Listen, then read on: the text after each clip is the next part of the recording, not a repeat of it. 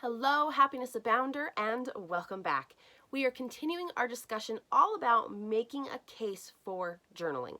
And that means today I want to talk about doing it your way. So I've chatted about the idea of other people reading it. We've discussed it has to be perfect, and so since it's not, I'm not going to write in it. Right? My life isn't perfect, or I have scrawly handwriting, and the journal itself is perfect. And so we wait until everything in the world and the stars are aligned, and it just doesn't work out, right? That was yesterday's episode. Today, I want to talk about doing it your way. Because if you get on Pinterest, you're going to see that there are so many different ways to journal, right? There's bulleted lists, there's drawing, there's writing it out. And I also say that there's being able to say it out, whether through like a video memo or audio memo, I mean. So different ways of journaling. And there is no right or wrong way. And this may go without saying, but I do feel that some of us, myself included when I first started, feel like we have to try every way under the sun. And so we start looking up into how bullet journaling works, and we start looking up into, I would love to have a quote every day, and I would love to write the 3 things I'm grateful for, and then I need to do bulleted lists, and then I need to do stories, and then Taylor says that I need to do it this way, and then this Pinterest article says, I should actually be drawing it out, but I'm not much an artist, but I'll try that. And so we go through this phase where we don't necessarily try them out in full writing, but instead we do it once, or we do full research in all these different ways, and we get overwhelmed by the amount of options, and then we stop, right? It's kind of this analysis paralysis where there's so many ways to do it, and you're like, which way is right for me? I don't know. This is just overwhelming. I'll get to it tomorrow, and tomorrow never comes. So I am here to say, and maybe this is stating the obvious, but I want to say it very plainly, very clearly, journal in the way that works best for you. That means if you like the idea of a bullet journal, do it. If you like the idea of drawing things out, do it. If you like a combo, here's bullet journal with some doodles on the side, do that. If you hate writing, for some reason there's a fear around that, you just hate it, and you hate typing, and that's not an option for whatever reason, then do one of 2 things. Do a voice memo on your phone. Track and record that. Just make sure you always save it to somewhere so it can live on, if you want it to, I guess. But do a voice memo. There's nothing wrong with talking about things, getting it out of you, organizing it. Same exact thing as writing it. Or you could do a video. Do a video journal. These are the kind of things that before the age of smartphones were more difficult options. You had to get a camcorder. This is totally dating myself, by the way. But you had to get a camcorder, and that was expensive, and you had to record yourself doing videos. Or you had to get a voice recorder, and then maybe there'd be room on your computer for these things, maybe not. Maybe you didn't even have a computer. And so typing it out was like typewriter. I don't know what it could have been back then. I mean, I have an idea, but back then for me it was just writing in a notebook. But if that does not appeal to you, we live in a day and age where there's so many options. However, I do want to warn you against one. And that is because it's not that it's right, it's not that it's wrong, but I see a lot more pitfalls surrounding it, so I want you to be very aware.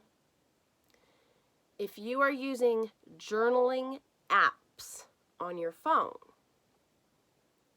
be very aware of the fact that you're typing into your journal, you're in this expression mode, you're reaping all the benefits of journaling, and then you get a notification on your phone, and you go, and you turn there, right? You mentally turn, but physically you swipe down and click the notification or however it comes in, and now you're off to the races in a different direction. You're distracted. You're answering messages from other people. you're looking on Instagram and while I'm here, I might as well check my email and make sure that I'm up to date on that. And it just completely ruins the sense of journaling. So I am not against journaling apps, but I want you to be hyper aware of the distractions that can come by having it on your phone. It's a little different if you're doing a video and something pops up. Like, you're not going to stop mid-video. You're like, oh no, I'm already here.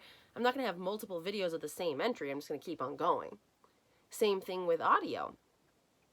But for whatever reason, typing into your phone and then getting distracted seems to happen a lot more frequently.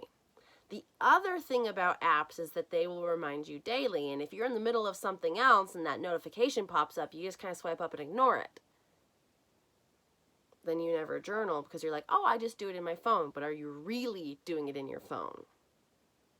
So something to consider and think about. Again, there is no right or wrong. If using a journaling app works for you, fantastic. I would love to hear about it.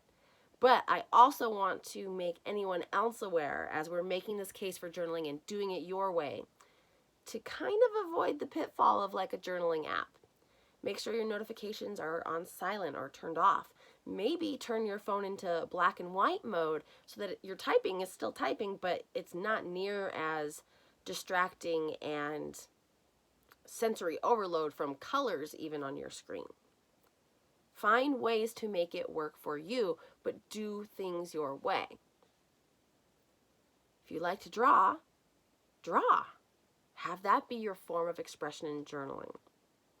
Maybe there's a few words kind of surrounding it and you have this cool like words and drawing journal page. That's neat.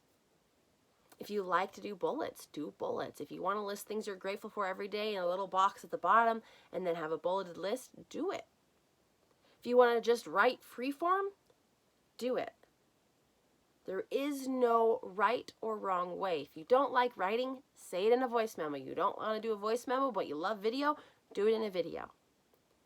But find a way to start reaping the benefits of journaling. Don't get caught up in the analysis paralysis and all of the Pinterest ways saying you can do journaling. There are way more ways than I've listed here today, I'm sure. Don't get caught up in what's right or what's wrong. Get caught up in doing what works for you.